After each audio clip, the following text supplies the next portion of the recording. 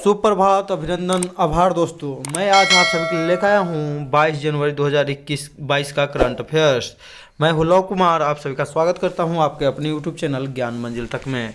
तो आज का पहला क्वेश्चन है दोस्तों, जिसको आप लोग ध्यान से देखिएगा, बहुत ही महत्वपूर्ण है कि ऑक्सफोर्ड यूनिवर्सिटी प्रेस ने किस शब्द को 2021 ईस्वी का children word of the year घोषित किया है।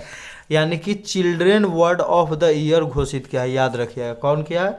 तो ऑक्सफोर्ड यूनिवर्सिटी प्रेस ने, याद रखिएगा। तो इसका सही जवाब हो जाएगा, किसको घोषित किया है? तो एंग्जाइटी को, याद रखिएगा। एंग्जाइटी,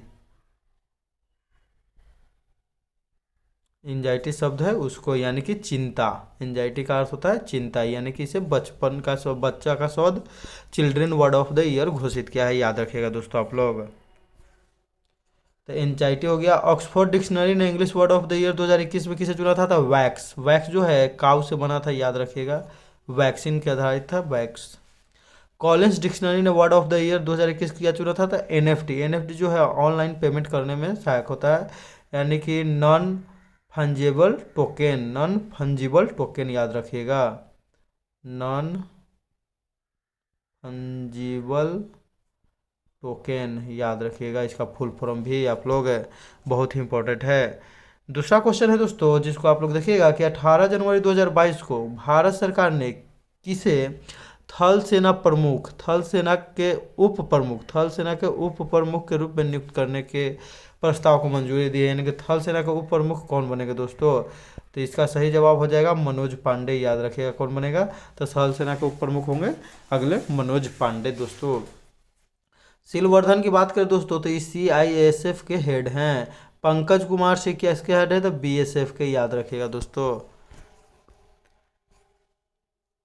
CP मोहंती के स्थान पर मनोज पांडे को उप थल सेना अध्यक्ष बनाया जाएगा। लिपुलेख दर्रा और काला पानी विवाद किसके बीच है दोस्तों? तो भारत और नेपाल के बीच, याद रखिएगा दोस्तों।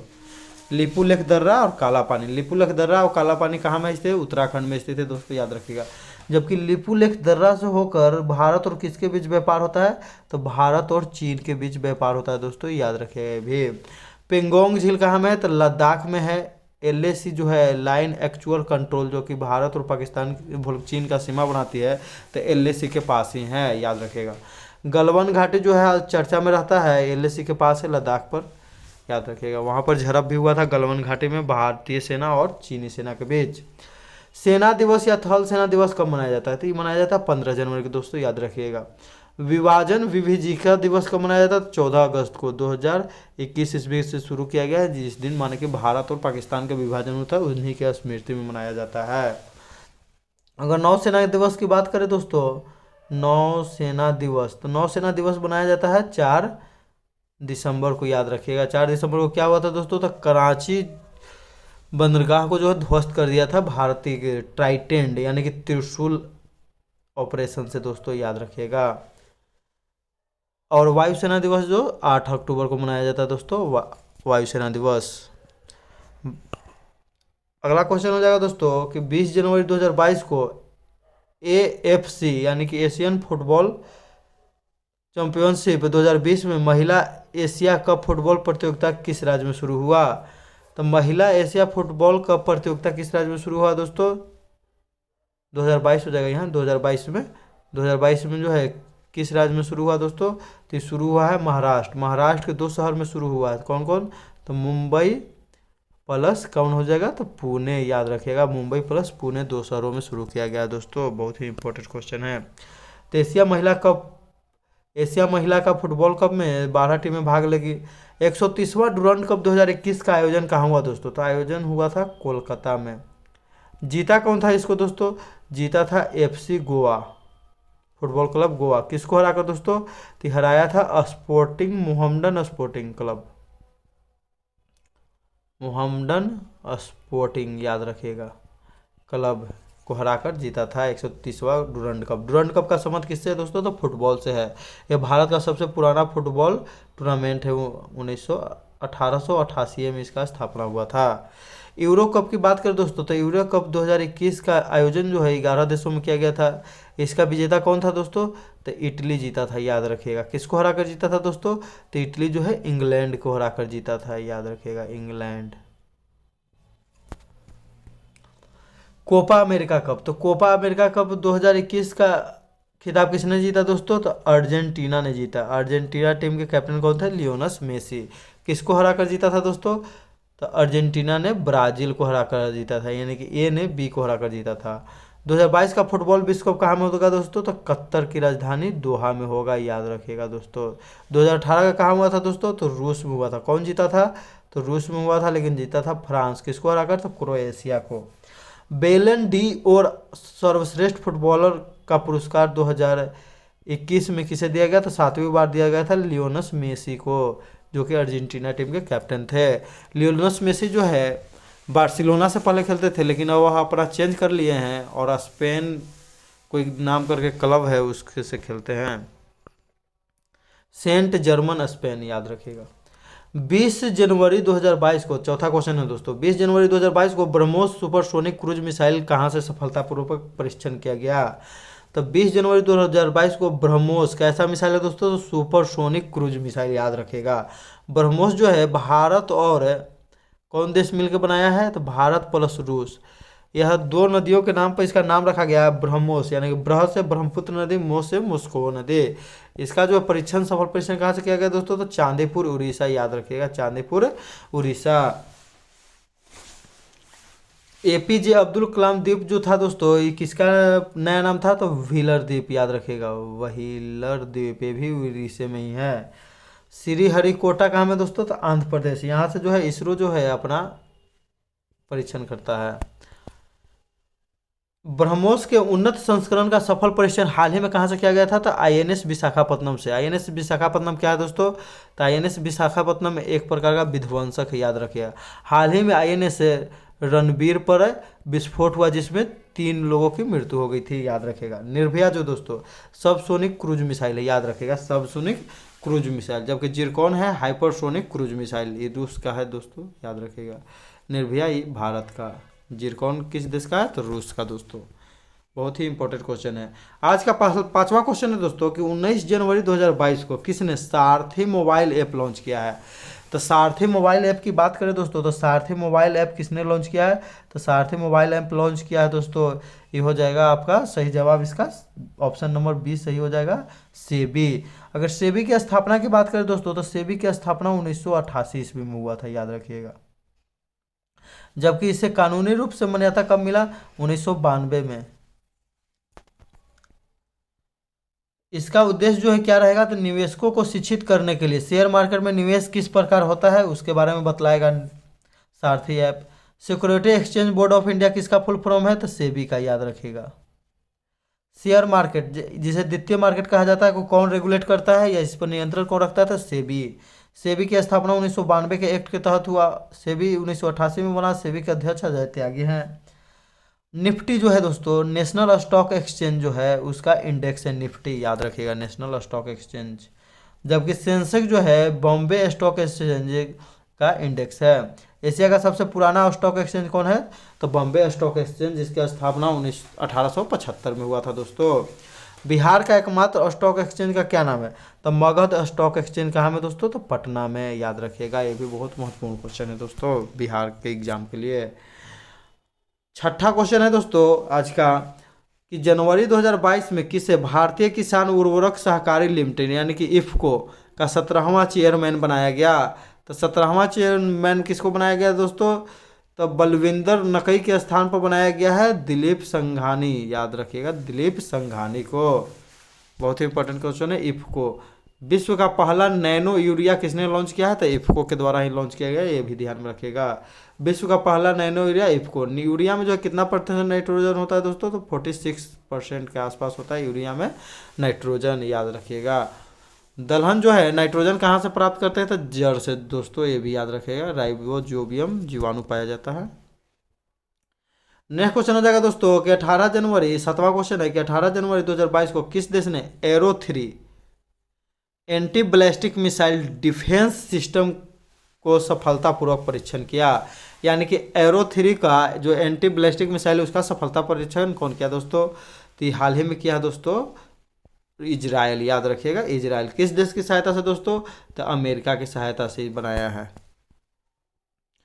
Arrow 3 anti ballistic missile defence system है, इजराइल ने अमेरिका की सहायता से तैयार किया है। दुश्मन के मिसाइल के खतरे को, यानी कोई दुश्मन देश जो मिसाइल इजराइल पर छोड़ेगा तो उसको पहले ही भाप लेगा और सटीकता के साथ वायुमंडल में प्रवेश करने से पहले ही खत्म कर देगा, ये याद रखिएगा। हेरॉन ड्रोन का संबंध किससे, तो भारत में जो हेरॉन ड्रोन जो है, भारत जो है इजराइल से खरीदा है। S-400 भारत को रूस ने दिया है, जो एयर डिफेंस सिस्टम, याद रखिएगा S-400। AK-203 राइफल भी, AK-203 असॉल्ट 203। इंद्रजाल क्या है दोस्तों, तो यह भी ड्रोन डिफेंस सिस्टम है, भारत का स्वदेश निर्मित ड्रोन डिफेंस सिस्टम है, याद रखिएगा, ड्रोन से बचाएगा। इंद्रजाल, इंद्र भगवान जाल फेंकेंगे तो सब ड्रोन फंस जाएगा। इसको कौन बनाया दोस्तों, तो ग्रीन रोबोटिक्स, जो कि हैदराबाद में स्थित है। इजराइल के नए प्रधानमंत्री नेफ्ताली बेनेट, जबकि वहाँ के राष्ट्रपति कौन है, इशोक हर्जोग।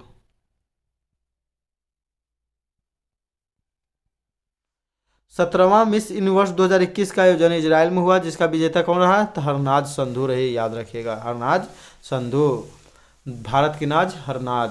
अभी तक मिस यूनिवर्स भारत के कितने व्यक्ति बने हैं दोस्तों, तो 3 गो। सबसे पहले बनी सुष्मिता सेन, उसके बाद लारा दत्ता, उसके बाद हरनाज संधू, याद रखिएगा। 2000 ईस्वी में बनी थी, 21 साल के बाद ये बनी है हरनाज संधू।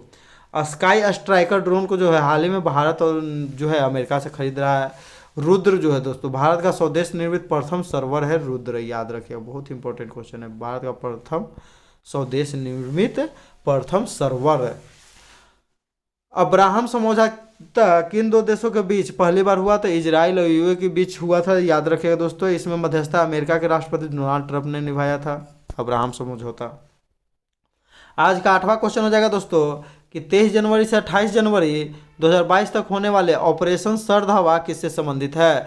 तो ऑपरेशन सर्द हवा के बारे में बात करें, बहुत बार बताया है दोस्तों, यह जो है BSF यानी कि बॉर्डर सिक्योरिटी फोर्स का एक ऑपरेशन है, जो कि कहाँ में, तो कोहरे के दिनों में, कुहासे के दिनों में पाकिस्तान से सटे बॉर्डर पर चलाया जाता है दोस्तों, याद रखिएगा, ऑपरेशन सर्द हवा। तो ऑपरेशन सर्द हवा भारत और पाकिस्तान की सीमा पर राजस्थान में कोहरे के समय चलाया जाता है, किसके द्वारा, BSF के द्वारा। BSF की स्थापना 1965 ईस्वी में हुई। इसके अध्यक्ष कौन है, तो पंकज कुमार सिंह। ऑपरेशन गर्म हवा जो है गर्मी के दिनों में चलाया जाता है, BSF के द्वारा, याद रखिएगा दोस्तों। आज का 9वां क्वेश्चन है दोस्तों कि 18 से 19 जनवरी 2022 को, वर्ष 2022 के ब्रिक्स शेरपाओं की पहली बैठक किसकी अध्यक्षता में हुई। तो ब्रिक्स की बात करें दोस्तों, तो ब्रिक्स शेरपाओं, शेरपा क्या होता है, तो मान लीजिए ब्रिक्स का बैठक जहाँ पर हो रहा है वहाँ पर भारत अपना एक प्रतिनिधि भेजेगा, उसी को बोलते हैं शेरपा, याद रखिएगा। तो इसका कहाँ होगा, 2021 में ब्रिक्स का सम्मेलन कहाँ हुआ था दोस्तों, तो इंडिया में हुआ था। तो ब्रिक्स देखिए, इंडिया के बाद कौन आ गया, तो चाइना। तो 2022 में कहाँ होगा, तो चीन में। तो इसका सही जवाब हो जाएगा ऑप्शन नंबर बी, ऑप्शन सही हो जाएगा, चीन, याद रखिएगा दोस्तों। 13वां ब्रिक्स बैठक का आयोजन भारत में 2021 ईस्वी में हुआ। ब्रिक्स जो है, ब्रिक्स में ब्राजील, रूस, इंडिया, चीन, साउथ अफ्रीका 5 कंट्रीज के सदस्य हैं। ब्रिक्स की संकल्पना सबसे पहले 2001 ईस्वी में जिम ओ नील ने, उस समय इसका नाम ब्रिक था, कि इसमें साउथ अफ्रीका शामिल नहीं था। इसके पहले बैठक 2009 ईस्वी में एकेरितबर्ग रूस में हुआ। 2010 ईस्वी में साउथ अफ्रीका इसमें शामिल हुआ, उसके बाद इसका नाम ब्रिक्स पर गया। इसके बैंक का नाम न्यू डेवलपमेंट बैंक। नामकरण कौन किया दोस्तों, तो न्यू डेवलपमेंट बैंक का नामकरण किया है नरेंद्र मोदी के द्वारा। न्यू डेवलपमेंट बैंक का नवीनतम सदस्य कौन है, तो 9वां सदस्य है मिस्र दोस्तों, याद रखिएगा। 14वें ब्रिक्स सम्मेलन का आयोजन कहाँ में किया जाएगा, तो 2022 में होगा। तो जब 2022 में जितना भी ब्रिक्स का सम्मेलन होगा वो कहाँ में होगा दोस्तों, तो चीन में होगा। आज का 10वां क्वेश्चन है दोस्तों, 10th क्वेश्चन है कि हाल ही में किस संगठन ने world employment and social outlook trends 2022 report जारी किया है। World employment and social outlook trends 2022 report है, तो ये जारी किया है दोस्तों अंतर्राष्ट्रीय श्रम संगठन यानी कि इंटरनेशनल लेबर ऑर्गेनाइजेशन के द्वारा जारी किया गया है, याद रखिएगा दोस्तों। इसमें कहा गया है कि महामारी के समय नए नए वेरिएंट आ रहे हैं, जैसे कि एक बार खत्म हो गया था, अभी ओमिक्रॉन आ रहा है, उसके बाद डेल्टा क्रोन है, आने से रोजगार जो है नाजुक स्थिति में पहुंच गए हैं। इंटरनेशनल लेबर ऑर्गेनाइजेशन की स्थापना 1919 ईस्वी में वर्साई की संधि, जो प्रथम विश्व युद्ध के बाद जो 1919 में खत्म हुआ, उसके बाद वर्साई की संधि होता है दोस्तों, तो उसी में इसका इंटरनेशनल लेबर ऑर्गेनाइजेशन की स्थापना किया जाता है, जिसका मुख्यालय जिनेवा में। इसके प्रमुख अभी कौन है, तो गेराइडर। B.1.1529 क्या है दोस्तों? तो यह जो है कोविड-19 का ओमिक्रॉन वेरिएंट है। ओमिक्रॉन जो कहाँ में मिला है? तो साउथ अफ्रीका में मिला है सबसे पहले ओमिक्रॉन।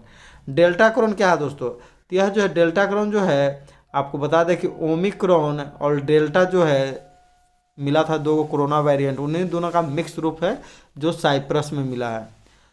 2020 में शांति का नोबेल पुरस्कार किसे दिया गया था? तो वर्ल्ड फूड प्रोग्राम को। जबकि 2021 में शांति का नोबेल पुरस्कार किसे दिया गया दोस्तों? तो मारिया रेसा और दिमित्री मुराटोव। ब्रेटन वुड्स सम्मेलन से 1944 ईस्वी में आईएमएफ की स्थापना एवं वर्ल्ड बैंक की स्थापना होती है।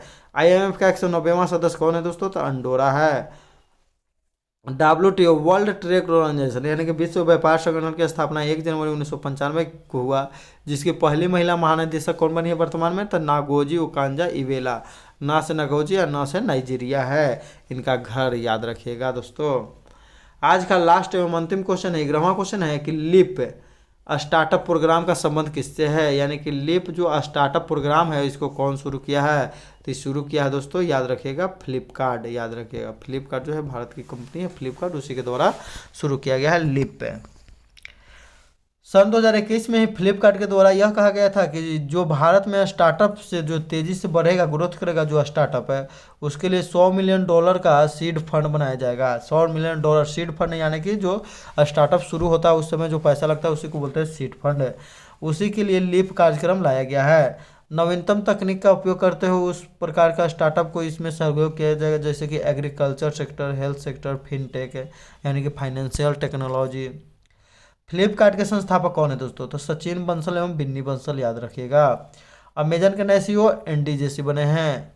अमेजन पर बिकने वाला प्रथम चीज़ क्या था? तो पुस्तक। ट्विटर के सीईओ कौन है? तो प्राग अग्रवाल को बनाया गया है। नेशनल स्टार्टअप डे हाल ही में मनाया गया है, जो पहली बार दोस्तों 16 जनवरी 2022 को मनाया गया है। स्टार्टअप का बड़ा रूप क्या कहलाता है? तो यूनिकॉर्न। नेशनल स्टार्टअप सप्ताह कब मनाया गया दोस्तों? तो 10 जनवरी से 16 जनवरी, याद रखिएगा, 2022 में। यूनिकॉर्न के मामले में पहले स्थान पर है अमेरिका, दूसरा पर चीन, तीसरा में कौन है दोस्तों? तो भारत है। पिछला वीडियो में हमें क्वेश्चन पूछे थे दोस्तों कि विश्व का सर्वश्रेष्ठ पर्यटन गांवों में 2021 में प्रथम स्थान पर कौन रहा? तो यह है पोचमपल्ली। पोचमपल्ली कहाँ में दोस्तों? तो पोचमपल्ली की बात करें तो यह हो जाएगा तेलंगाना में। पोचमपल्ली से ही विनोबा भावे ने भूदान आंदोलन शुरुआत किया था, याद रखिएगा। और सबसे पहले भूमिदान कौन किया था? रामचंद्र रेड्डी। सही उत्तर देने वाले हैं श्वेता वर्मा, KIT 2007, आयुष वर्मा, हर्षिका वर्मा, पृथ्वीराज, रोहित राज। इन सभी को मेरे तरफ से ढेरों सारी बधाई एवं शुभकामनाएं। आप लोग ऐसे ही मेहनत करते रहिए, आगे बढ़ते रहिए। आज का क्वेश्चन रहेगा दोस्तों जिसका आप लोग कमेंट करके जवाब दीजिएगा कि किसके द्वारा ऑपरेशन सर्द हवा चलाई जाती है, यानी किस संगठन ने ऑपरेशन सर्द हवा चलाई है, याद रखिएगा, ऑपरेशन सर्द हवा। वीडियो पर जो लोग नए हैं दोस्तों कृपया चैनल को सब्सक्राइब कर ले, शेयर कर दे और लाइक कर दे। वीडियो को पूरा देखने के लिए दोस्तों धन्यवाद। जय हिंद, जय भारत, वंदे मातरम दोस्तों। आप लोग ऐसे ही अपना सपोर्ट बनाए रखिए।